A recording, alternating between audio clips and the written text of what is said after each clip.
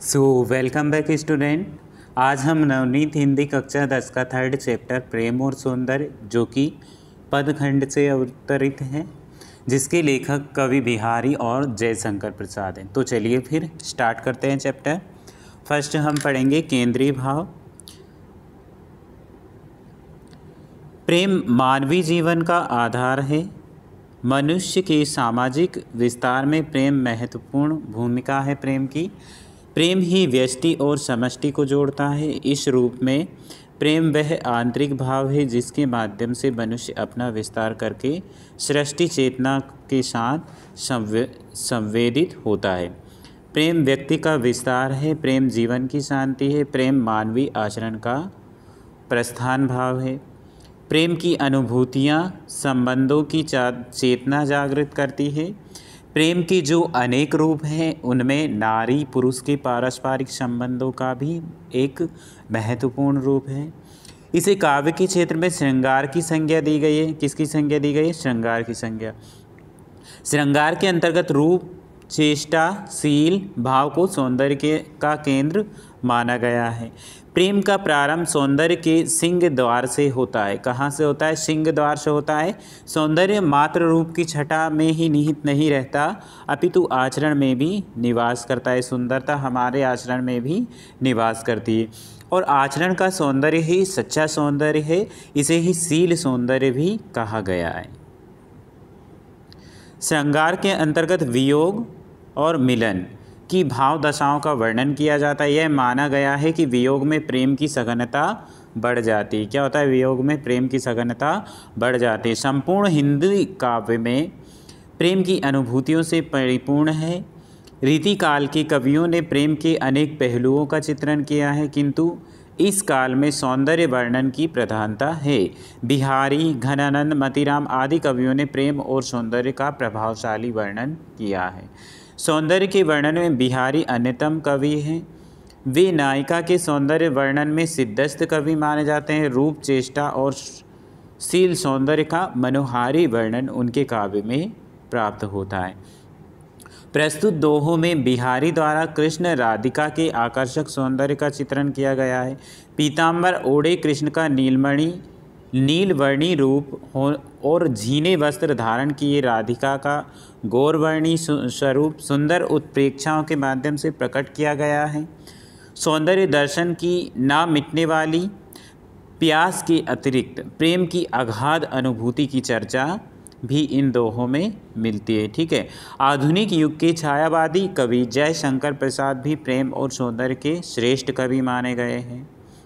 प्रसाद का सौंदर्य वर्णन अनुभूति परक है। प्रस्तुत काव्यांश उनकी यशस्वी कृति कामायनी से उद्धत है, मतलब कामायनी से लिया गया है।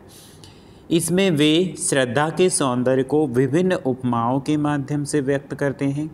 प्रलय काल के बाद मनु जब अकेले रह जाते हैं तब उन्हें श्रद्धा के दर्शन होते हैं। श्रद्धा के रूप राशि से वे आकर्षित हो उठते हैं। श्रद्धा की शरीर कांति, उसकी आकर्षक वेशभूषा एवं उसकी उदारता का वर्णन उदात्त परिवेश में किया गया है। प्रत्येक नवीन और मौलिक उपमाओं के माध्यम से श्रद्धा का जो रूप है उस रूप का आकर्षक वर्णन प्रस्तुत करते हुए प्रसाद जी जिस तरह की शब्दावली का प्रयोग करते हैं वह दीप्ति और प्रकाश की ओर संकेत करने वाली है। इस रूप में प्रसाद द्वारा वर्णित सौंदर्य प्रकाश चेतना से उद्भूत है। अब देखिए, सौंदर्य बोध का जो भाव सारांश है वो क्या है कि रीतिकालीन कवि बिहारी जी ने श्री कृष्ण की वेशभूषा एवं सुंदर छवि का वर्णन किया है। उनका पीताम्बर प्रातःकाल की धूप में, मतलब जैसे ही सुबह की धूप निकलती है उस धूप की पीली धूप की भांति सुशोभित है। श्री कृष्ण का सौंदर्य इतना अपूर्व है कि कोई भी कवि उनके श्री कृष्ण के मस्तक पर लगा लाल रंग का टीका सूर्यमंडल में प्रवेश करके उनके सौंदर्य में चार चांद लगा देता है। ठीक है। तो चलिए अब चैप्टर स्टार्ट करते हैं। फर्स्ट पंक्तियां हैं हमारी।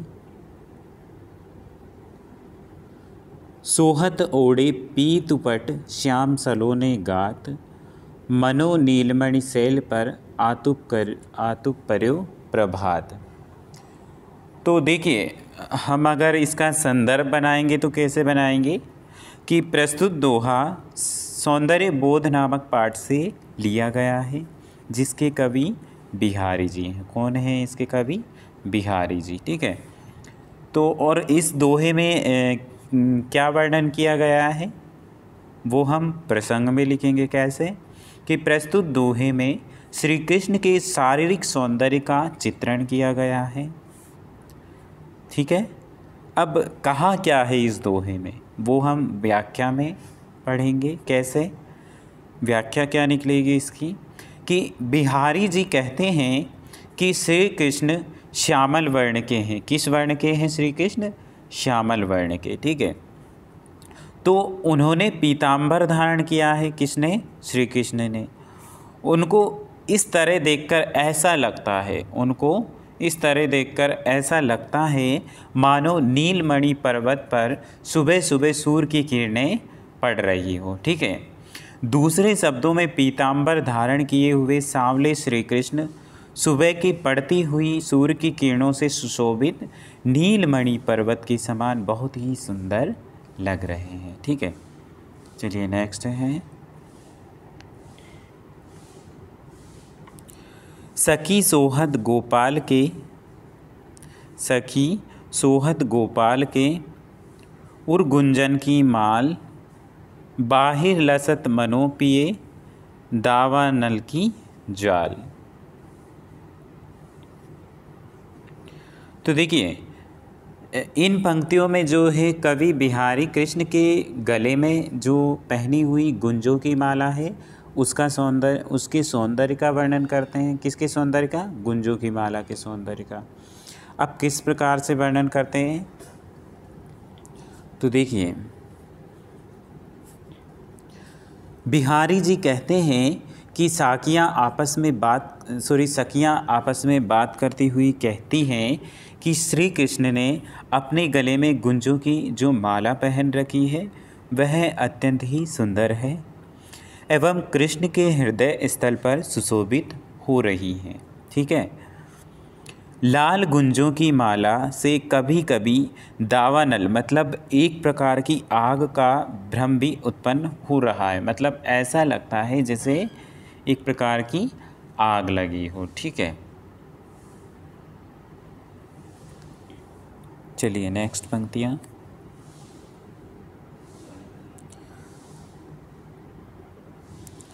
लिखन बैठी जाकी सभी गही गही गरब गुरूर। लिखन बैठी जाके सही सभी गही गही गरब गुरूर भय न केते जगत के चतुर चितेरे क्रूर। देखिए, कवि बिहारी जी हैं जो नायिका के प्रतिक्षण बढ़ते हुए सौंदर्य का चित्रण करते हैं। कैसे करते हैं? तो बिहारी जी कहते हैं कि नायिका की दूती नायक को कहती है। क्या कहती है? कि संसार के अनेक गर्वीले चित्रकार, मतलब जो अपने आप पर गर्व करते हैं, अत्यधिक गर्व के साथ अपनी कला के दावे कर करके उस नायिका का चित्र बनाने बैठे, किंतु सबके सब ठगे से रह गए। जब तक वे चित्र बनाते थे तब तक नायिका का सौंदर्य और अधिक बढ़ जाता था, अतः वे समझ नहीं पाते थे कि वे उसका सौंदर्य चित्रण कैसे करें। आशय यह है कि नायिका का सौंदर्य प्रतिपल बढ़ने वाला है।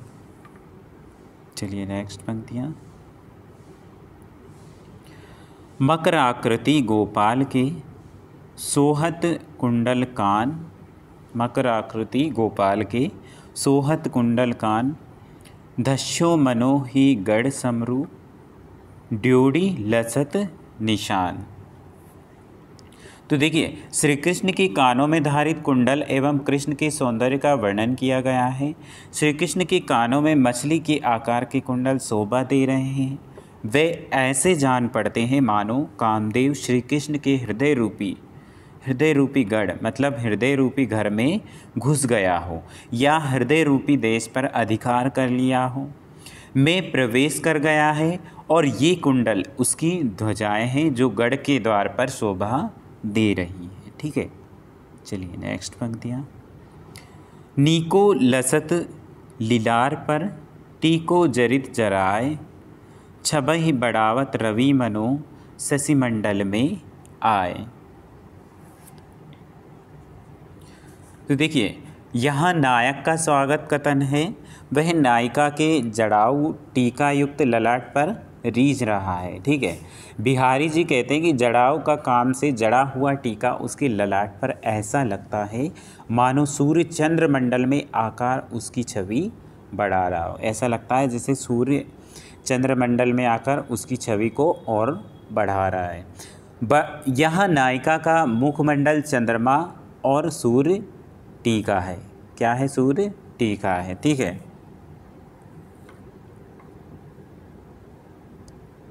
नेक्स्ट है झीने पट में झिलमिली, झलकत ओप अपार, सुर तरु की मनुसिंधि में, लसति सपल्लव डार।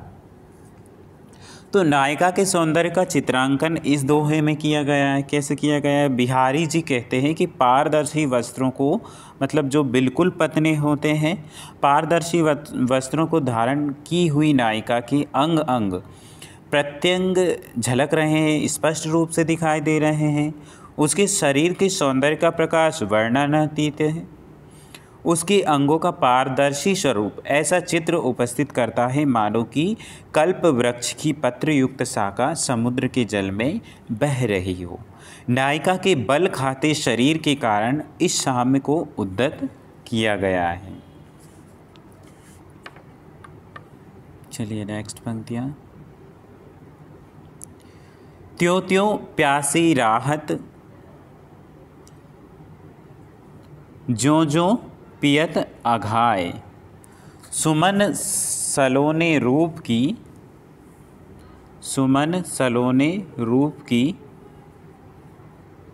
जूना चक तृषा बुझाए। तो देखिए नायिका कहती है कि मेरे प्यासे नेत्र ज्यों ज्यों उस सुमन सलोने रूप को अघाकर पीते हैं, त्यों त्यों ही वे प्यासे बने रहते हैं। क्योंकि सगुन एवं सलोने खारे पानी, मतलब खारे पानी से आंखों की प्यास बुझती नहीं है, वो प्यास और बढ़ती है। ते पर वारो उर्वशी, ते पर वारो उर्वशी, सुन राधिके सुजान, तू मोहन के उर्वशी, हे उर्वशी समान। श्री कृष्ण राधिका से कहते हैं कि हे राधिका सुन, तू तो इतनी सुंदर है कि तुझ पर मैं इंद्र की अप्सरा उर्वशी, इंद्र की अप्सरा है उर्वशी, उसको भी न्योछावर कर दूं। हे राधा, तू तो मोहन के हृदय में आभूषण के समान बसी है, अतः दूसरों की बात सुनकर मौन धारण मत करो। ठीक है, चलिए नेक्स्ट पंक्तियाँ हैं। फिर चित्त उत ही रहतु, टूटी लाज के लाव, फिर चित्त उत ही रहतु, टूटी लाज की लाव, अंग अंग छवि झोर में, भयो भोर की नाव। तो देखिए नायिका नायक के प्रेम में मग्न हो चुकी है। वह अपनी दशा का वर्णन दूसरी सखी से कर रही है। कैसे कर रही है? कवि बिहारी कहते हैं कि एक युवती अपनी सखी को अपने मन की बात बतला रही है। वह कहती है कि हे सखी, मेरा मन बार बार नायक की ओर लगा रहता है। उस युवती की लज्जा रूपी रस्सी टूट चुकी है। उसे मन की व्यथा प्रकट करने में कोई संकोच नहीं हो रहा है। नायक के अंग प्रत्यंग के छवि समूह में पढ़कर मेरा चित्त भंवर में पड़ी नाव के समान हो रहा है। ठीक है,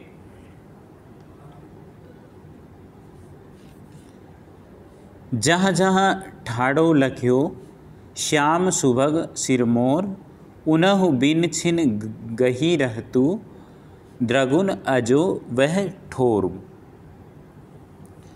तो नायिका की जो विरह दशा है उसका चित्रांकन किया गया है इन पंक्तियों में। कैसे किया गया है? बिहारी जी कहते हैं कि है एक सखी दूसरी सखी को बता रही है कि संयोगवश में हमने जहाँ जहाँ कृष्ण को खड़ा देखा, आज भी हमें उन स्थानों पर सुंदर सर्वश्रेष्ठ कृष्ण खड़े दिखलाई पड़ते हैं। श्री कृष्ण के बिना नेत्र क्षण भर के लिए भी स्थिर नहीं रहते। नेत्र टकटकी लगाए संयोग अवस्था वाले स्थानों पर कृष्ण को ढूंढते रहते हैं। ठीक है, तो चलिए फर्स्ट चैप्टर जो प्रेम और सौंदर्य यानी कि सौंदर्य बोध, वो आपका यहाँ कंप्लीट होता है। अब हम आते हैं नेक्स्ट श्रद्धा। फर्स्ट हम श्रद्धा चैप्टर का भाव सारांश पढ़ेंगे। तो श्रद्धा चैप्टर है, उसमें जयशंकर प्रसाद ने श्रद्धा तथा मनु की प्राचीन कथा के माध्यम से मानव मन की तर्क प्रधान बुद्धि का अंकन किया है। किस प्रकार से किया है? श्रद्धा मनु से प्रश्न करती है, आप कौन हैं जो इस एकांत स्थान को अपनी आभा से आलोकित किए हो? संसार रूपी सागर की लहरों के असीम लहरों के पास जाकर इस निर्जन स्थान पर मौन होकर क्यों बैठे हो? आपको देखकर ऐसा लगता है कि आपने दुनिया के रहस्य का निदान कर लिया है। आप करुणा की सजल मूर्ति हो। मनु ने श्रद्धा के अपूर्व सौंदर्य को देखा और देखता ही रह गया। वह उनके नेत्रों को उलझाने वाला सुंदर मायाजाल था। श्रद्धा का शरीर पुष्पों से आच्छादित कोमल लता के समान अथवा बादलों के मध्य चंद्र की चांदनी जैसा दृष्टिगोचर हो रहा था, मतलब लग रहा था। श्रद्धा का शरीर बसंत की शीतल मंद सुगंधित वायु से झूमते हुए सुरभित साल के लघु वृक्ष की भांति सुशोभित हो रहा था। श्रद्धा के केश राशि उसके कंधों तक पीछे की ओर बिखरी हुई थी। बालों की आभा उसके मुखमंडल की शोभा को और भी अधिक बढ़ा रही थी। श्रद्धा की मुस्कान कोमल कली और पर उगते हुए सूर्य की उज्ज्वल किरण अलसाई होने के कारण सुंदर लग रही थी। श्रद्धा की सुंदरता इस प्रकार दृष्टिगोचर हो रही थी कि मानो पुष्पों का वन लेकर मंद मंद बहती हुई वायु उसके आंचल को सुगंध से परिपूर्ण करके कृतज्ञता ज्ञापन कर रही हो। चलिए अब स्टार्ट करते हैं।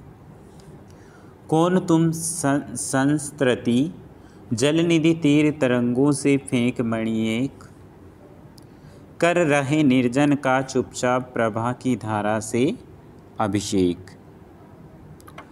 मधुर विश्रांत और एकांत जगत का सुलझा हुआ रहस्य, एक करुणामय सुंदर मौन और चंचल मन का आलस्य। तो देखिए इस छंद में प्रलय काल के पश्चात श्रद्धा का मनु से साक्षात्कार होता है। ठीक है, श्रद्धा मनु से पूछती है कि तुम कौन हो तुम? जिस प्रकार सागर की लहरों द्वारा किनारे पर फेंकी गई मणि सूनेपन को अपनी ज्योति से सुशोभित कर देती है, उसी प्रकार तुम भी इस संसार रूपी सागर के किनारे बैठे हुए मणि के समान इस एकांत स्थान को अपनी कांति से सुशोभित कर रहे हो। तुम्हारा रूप मधुर है, तुम थके हुए से प्रतीत हो रहे हो और इस एकांत सूने स्थान पर बैठे हो। तुम्हें देखकर ऐसा लगता है मानो तुमने संसार के रहस्य को सुलझा लिया है, इसलिए तुम यहाँ निश्चिंत होकर बैठे हो। तुम्हारे मुख पर करुणा भी है और तुम्हारा मौन बड़ा आकर्षक प्रतीत होता है। तुम्हारी यह शांति सदैव चंचल रहने वाले मन की शिथिलता के समान है।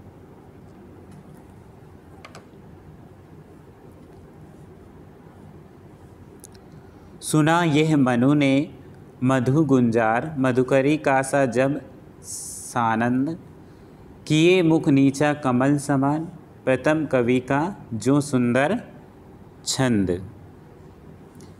एक झिटका सा लगा सहर्ष, निरखने लगे लुटे से कौन, गा रहा ये सुंदर संगीत, कुतूहल रह ना सका फिर मौन।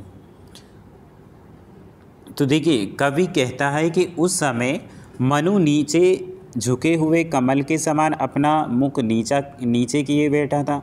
उन्होंने भंवरी की गुंजार के समान श्रद्धा की यह मधुर वाणी बड़े हर्ष से सुनी। उस समय वे अकेले थे। किसी अन्य की मधुर वाणी सुनकर उनका प्रसन्न होना स्वाभाविक था।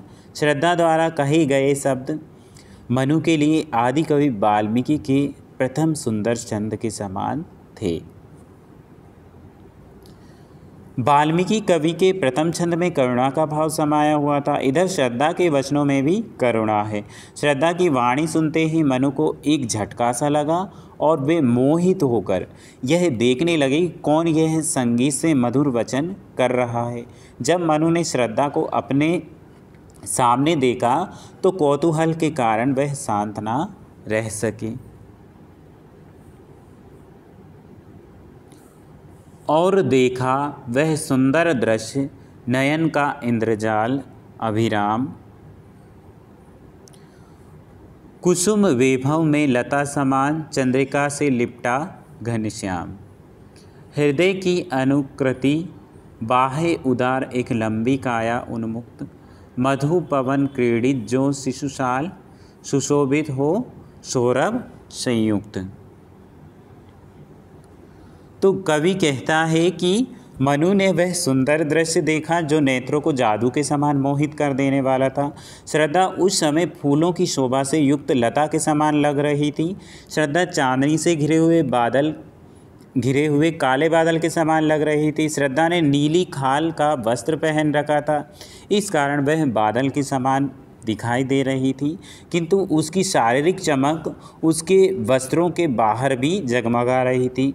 श्रद्धा का हृदय भी उदार था और उसी के अनुरूप वह देखने में भी उदार लग रही थी। उसका कद लंबा था और उससे स्वच्छंदता झलक रही थी। वायु के झोंकों में वह ऐसी लगती थी कि मानो बसंत की वायु से हिलता हुआ कोई छोटा साल का पेड़ हो और वह सुगंध में डूबा रहा हो।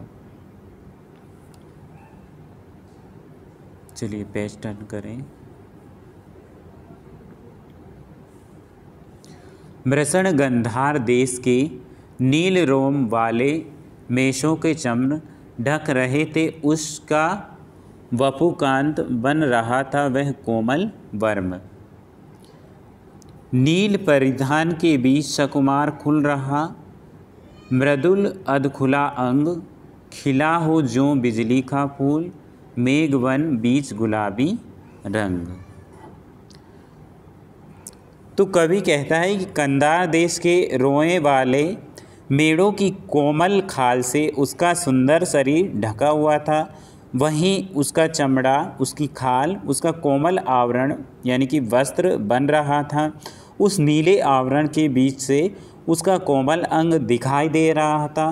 ऐसा लग रहा था मानो मेघ वन के बीच गुलाबी रंग का बिजली का फूल खिला हो।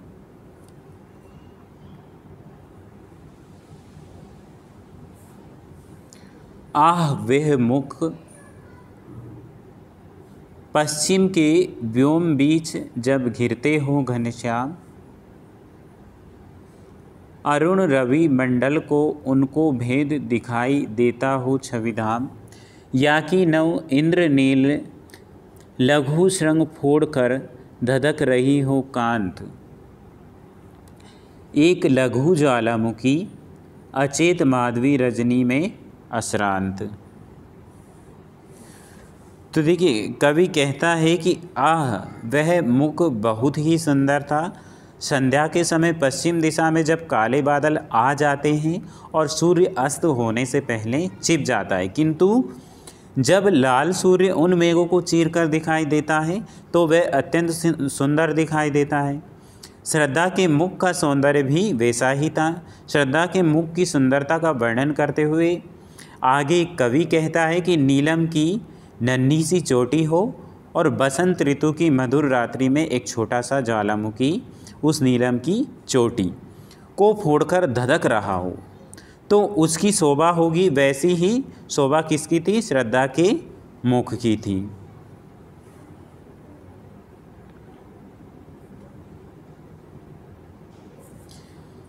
घिर रहे थे घुंघराले बाल अंश अवलंबित मुख के पास, नील घन शावक से सुकुमार सुधा भरने को विदु के पास, और उस मुख पर वह मुस्कान रक्त किसले पर ले विश्राम। अरुण की एक किरण अम्लान अधिक अलसाई हो अभिराम।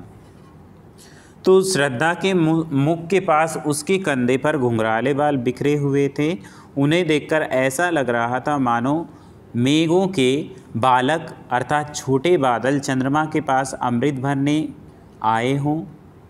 और श्रद्धा के मुख पर मुस्कुराहट ऐसी शोभा दे रही थी कि मानो कोई सूर्य की कांतिमय किरण लाल कोपलों पर विश्राम करके अलसा रही हो।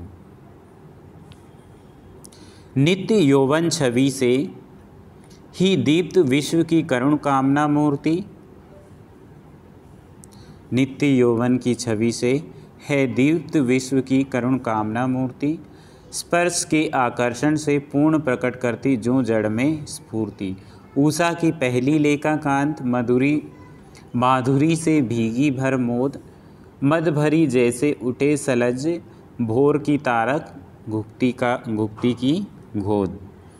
तो कवि कहता है कि श्रद्धा अनंत यौवन की शोभा से दीप्त थी। वह संसार भर की सदैव इच्छा की मूर्ति थी। उसे देखकर उसे स्पर्श करने की तीव्र इच्छा उत्पन्न होती थी। ऐसा लगता था मानो उसका सौंदर्य जड़ वस्तुओं में भी चेतना भर देता है। श्रद्धा उषा की पहली सुंदर किरण के समान है। उसमें माधुर्य, आनंद, मस्ती एवं लज्जा है। जिस प्रकार उषा की प्रथम किरण अंधकार को दूर करती हुई निकल जाती है, उसी प्रकार श्रद्धा के दर्शन से मनु के हृदय में छाया निराशा का अंधकार भी दूर होने लगा। कुसुम कानन अंचल में मंद पवन प्रेरित सौरभ साकार। रचित परमाणु पराग शरीर खड़ा हो ले मधु का आधार। और पड़ती हो उस पर शुभ्र नवल मधु राका मन की साथ। हंसी का मद विह्वल प्रतिबिंब मधुरमा खेला सदृश आबाद।